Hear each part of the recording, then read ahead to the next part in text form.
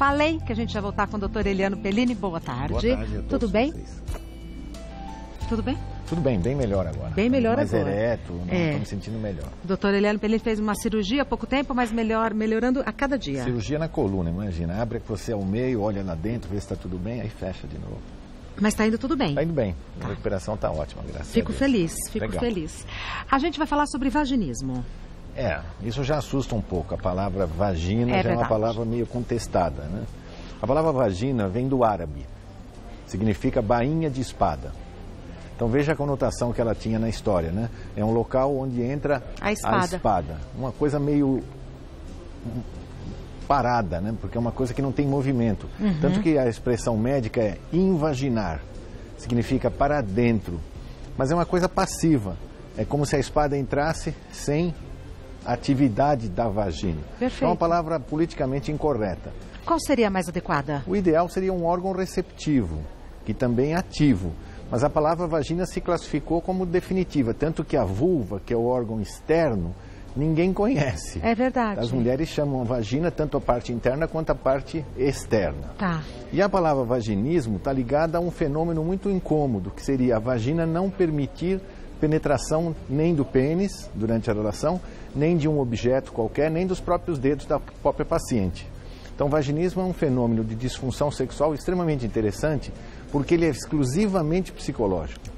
Exclusivamente psicológico? E, teoricamente, esse reflexo psicológico fecha a musculatura da entrada da vagina de tal forma que você não consegue examinar, não consegue passar um cotonete nessa cliente que tem essa síndrome chamada vagínica. Tá. Quais são as causas externas do vaginismo? Então, nós temos algumas informações sobre isso, né?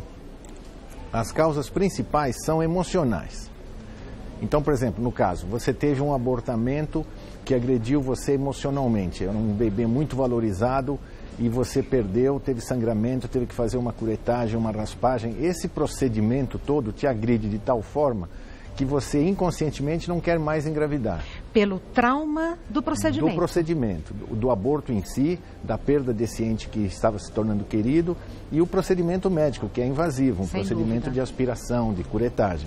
Muitas clientes também que têm infecções vaginais de repetição, então candidíase de repetição, cistite de repetição. Então toda vez que ela pensa no ato sexual, ela pensa, bom, vou ter uma vaginite, vou ter uma infecção, vou ter uma cistite, não quero mais. E involuntariamente a vagina diz não e se fecha. E muito provavelmente você tem fatores de traumas sexuais da infância, agressão física, agressão psicológica, agressão sexual. A gente tem pacientes que têm medo da ideia da penetração e muito provavelmente a gente vê clientes vagínicas em graus diferentes. Tem a vagínica que não permite penetração na vagina. Tá. Mas tem clientes tão expressivas que não permitem, por exemplo, colocar um cotonete no ouvido. Doutor. Não conseguem colocar o dedo no umbigo.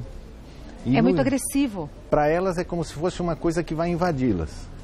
E principalmente, em alguns casos raríssimos, eu já tive clientes assim, não conseguem passar rímel nos olhos, porque acham que aquilo pode penetrá-las e agredi-las. E culmina com o desinteresse sexual, e isso gera uma grande angústia, porque ela tem um parceiro, ela quer fornecer qualidade sexual ao parceiro, mas não consegue. Ela tenta e cada vez que tenta e fica mais ansiosa, mais difícil a vagina se abrir. Tá.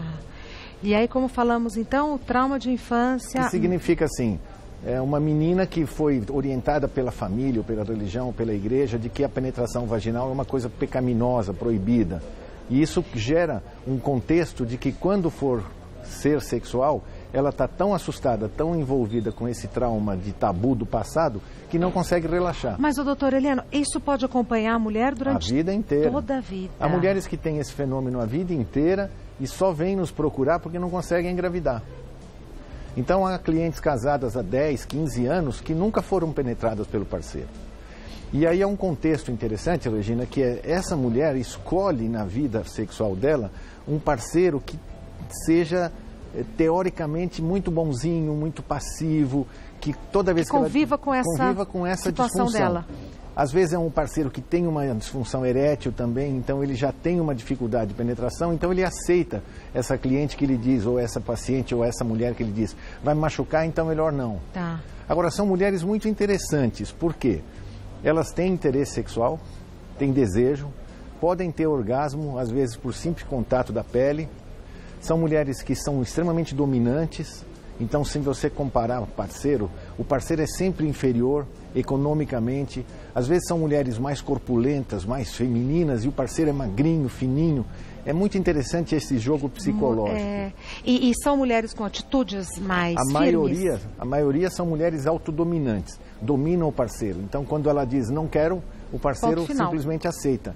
É um pouco agressivo o que eu vou dizer, mas se você tivesse um parceiro mais invasivo, mais autoritário, mais dominante, ele consegue, às vezes, penetrar essa parceira com mais facilidade. E ajudar na solução do vaginismo. Só que hoje a gente entende assim, quem tem esse componente vagínico não deve se submeter a experiências sexuais traumatizantes. Claro. Então, mais ou menos em 6, 8 sessões terapêuticas, você consegue o vaginismo ser resolvido. Tá. Vamos ver então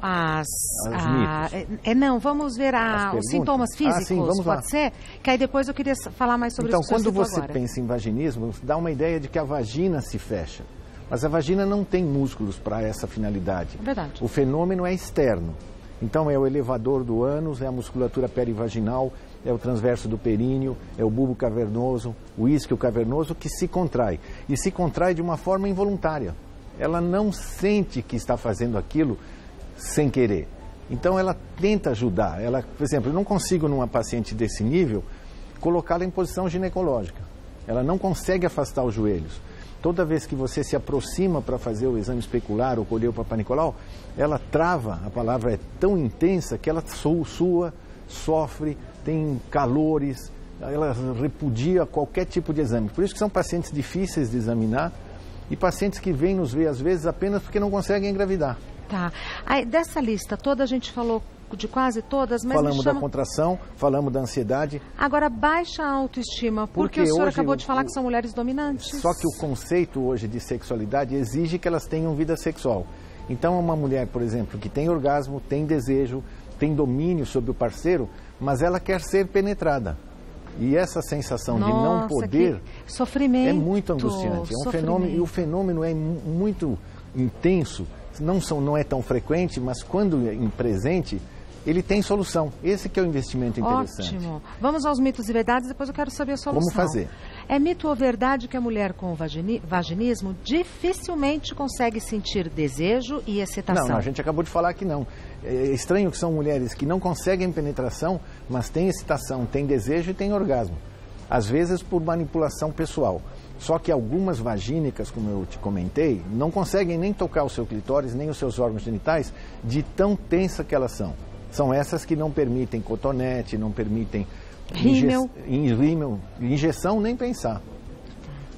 É mito ou verdade que o problema sempre acontece a partir da primeira relação sexual da mulher? Você viu que um dos comentários foi sobre aborto. Então, há mulheres que iniciaram uma vida sexual saudável e depois, por algum trauma, algum movimento emocional, fazem vagínicas mais tarde. Agora, é evidente que a maioria das vagínicas já são primárias. Elas começam com essa queixa já desde a primeira relação, que às vezes é traumática. Por exemplo, a gente tem uma cliente no nosso serviço, bem jovem, com 19 anos, que a primeira relação dela foi de pé numa praça pública. Quer dizer, o relacionamento foi tão intenso do parceiro que ela teve que transar numa praça pública ao vivo. Em pé. Em pé. E é evidente que ela evoluiu de uma forma muito difícil, passou a ter vaginismo por isso. Porque aquele desconforto que ela teve na primeira relação, ela imaginava que se repetiria em todas as relações seguintes. Tá. É mito ou verdade que a mulher com vaginismo tem dificuldade para engravidar? É evidente que a penetração sexual com o depósito de espermas do parceiro dentro da vagina é fundamental para engravidar. E, na verdade, como eu te comentei, muitas meninas vêm nos ver porque não conseguem engravidar. É muito interessante que muitas delas têm alguns rituais para tentar engravidar. Quais? Então, elas coletam o esperma do parceiro, às vezes em colher, às vezes em seringa de injeção, e tentam se colocar dentro da vagina depois do ato sexual que não foi confirmado, não foi completado. Né? Mas elas têm alguns recursos desse tipo. E funcionam? Infelizmente ou felizmente não. Tá. Por isso que elas vêm nos ver. E a gente aconselha essas meninas e mulheres que têm vaginismo a não engravidar enquanto esse fenômeno não for tratado. porque, infelizmente, pós-parto é mais difícil retornar. Eu tenho uma cliente que fez uma fertilização in vitro de tão vagínica, ela não quis tratar o vaginismo e preferiu engravidar de forma artificial. Tá. E ao ter os bebês, ela teve gêmeos, ela se sentiu, me disse isso no retorno, como se fosse a Virgem Maria.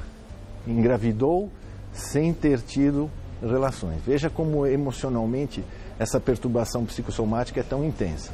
Tá, mas tem solução, isso eu estou com em mente.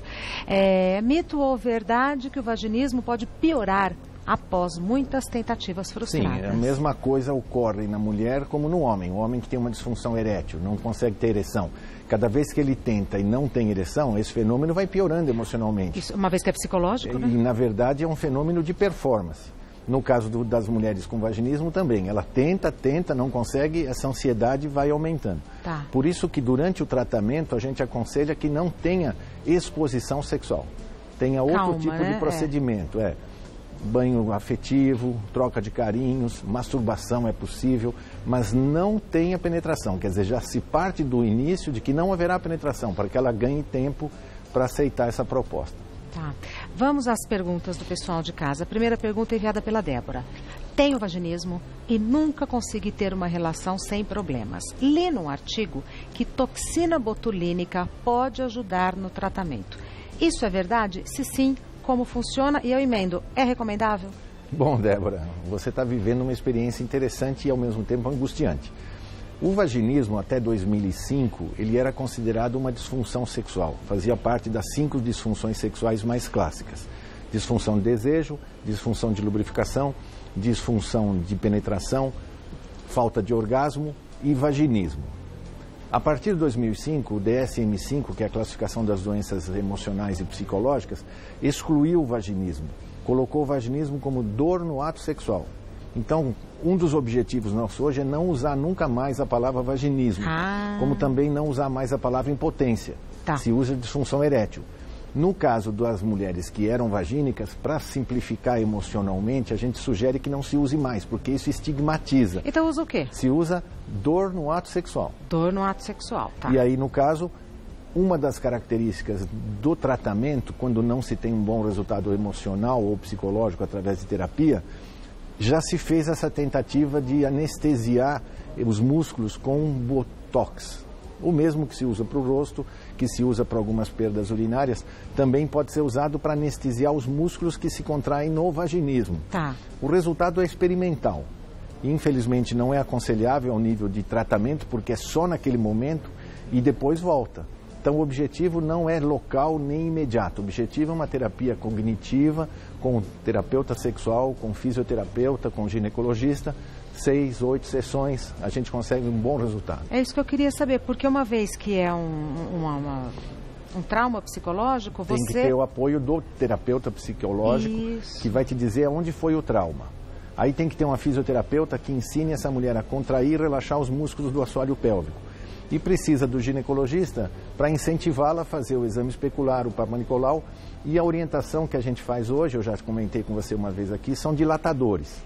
Até mostramos alguns... isso, quer dizer, ela começa com um dilatador muito fininho, vai aumentando ela própria, até conseguir colocar os dedos do parceiro e finalmente a penetração sexual. Mais uma pergunta enviada pela Rosângela. Sou casada há 2 meses.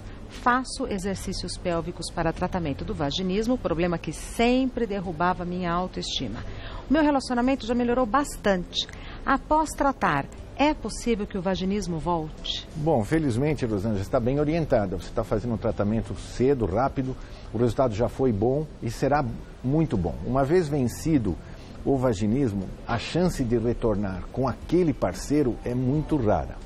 Com outro pode? Mas, infelizmente, pode acontecer coisas estranhas. Por exemplo, uma mulher vagínica com determinado parceiro tem uma relação ocasional com outro e não ter naquele momento, porque o parceiro é diferente.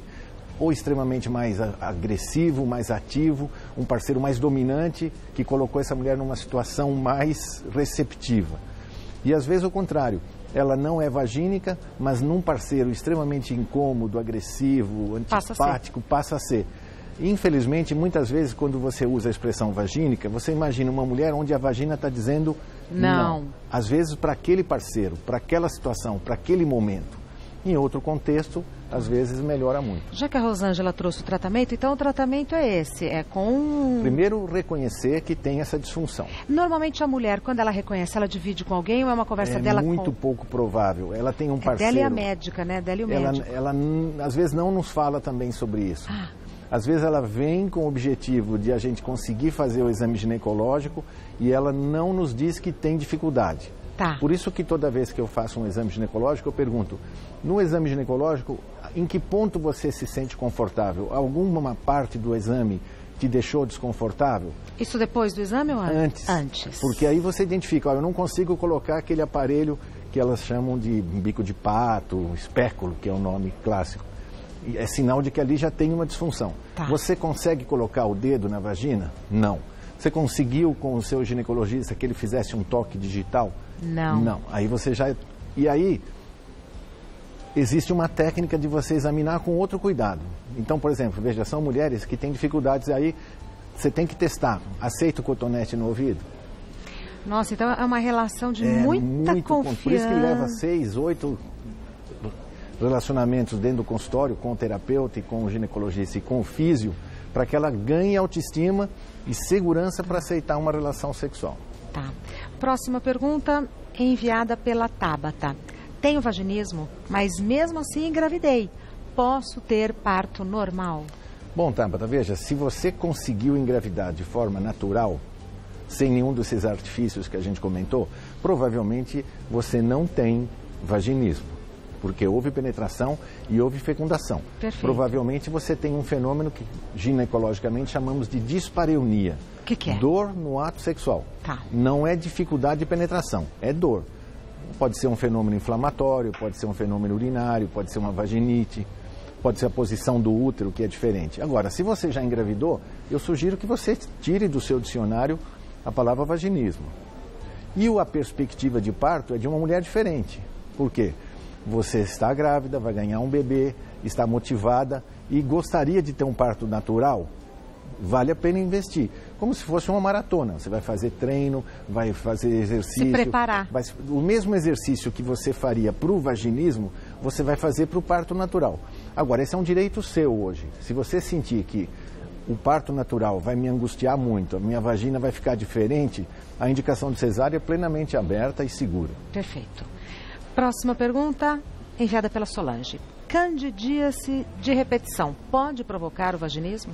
Então, nós tínhamos comentado sobre isso, né?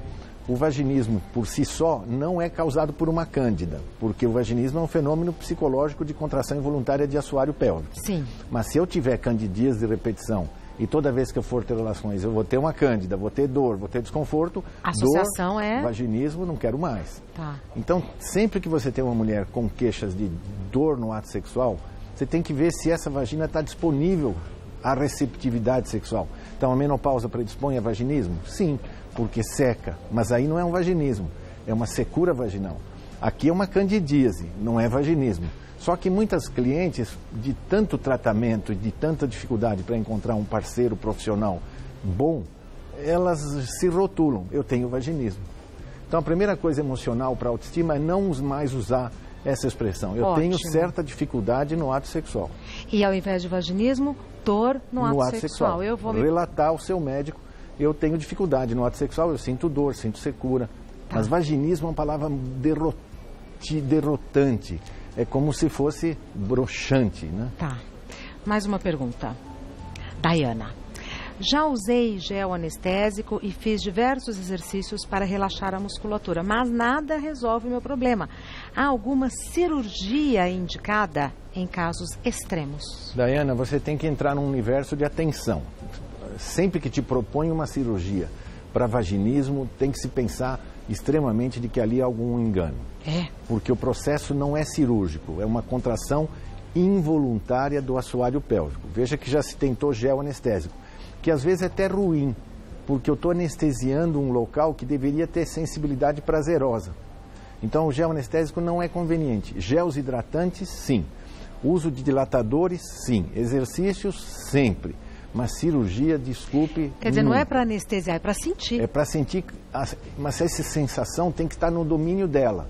Então, é por isso que os dilatadores hoje, eles são graduados para que ela teste pessoalmente. Menor, maior, mais profundo, mais largo. Mas o exercício e o tratamento, Daiane, eu sugiro que você converse com fisioterapeutas adequados que trabalhem com esse investimento. Não pense em cirurgia. Na verdade, qualquer cirurgia no órgão genital de uma mulher tem que ser decidida assim com muito cuidado. Com muita parcimônia. Porque, infelizmente, hoje você tem clientes que querem se operar por causa do rejuvenescimento. Não, a gente podia falar sobre isso, que eu fico chocada. Porque entrou num processo de moda e toda coisa que em medicina entra em moda tem risco. Tem risco. Agora... Normalmente, no decorrer da nossa conversa, normalmente a mulher não percebe, a mulher não sabe. E se alguém assistiu a gente e ficou com a pulga atrás da orelha, talvez recorra à internet. Lógico.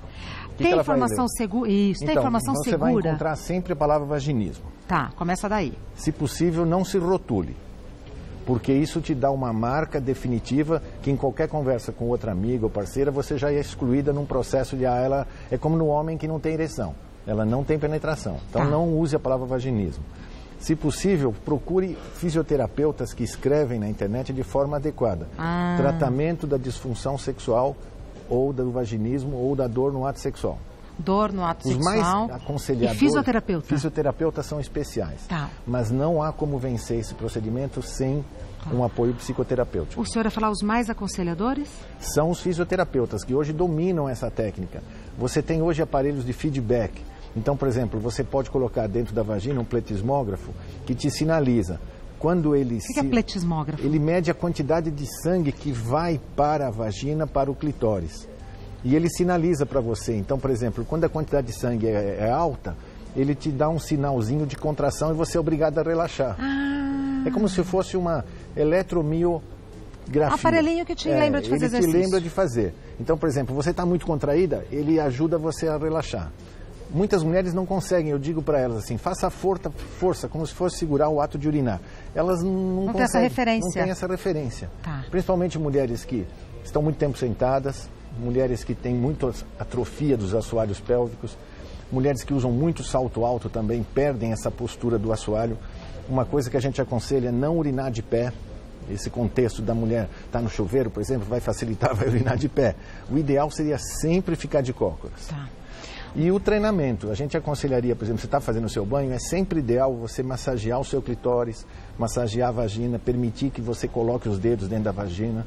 A gente comentou sobre o ato sexual dentro de piscina, lembra? Lembro. Que tem que colocar o dedo antes para que o ar saia e a água entre. São fenômenos que muitas mulheres não admitem, principalmente as que não se tocam, são mais candidatas à disfunção sexual. Porque às vezes pega um parceiro com um repertório muito ruim, e ela não tem alternativa para escapar daquele sujeito que não tem capacidade de transformar o ato sexual numa coisa prazerosa. E divertida.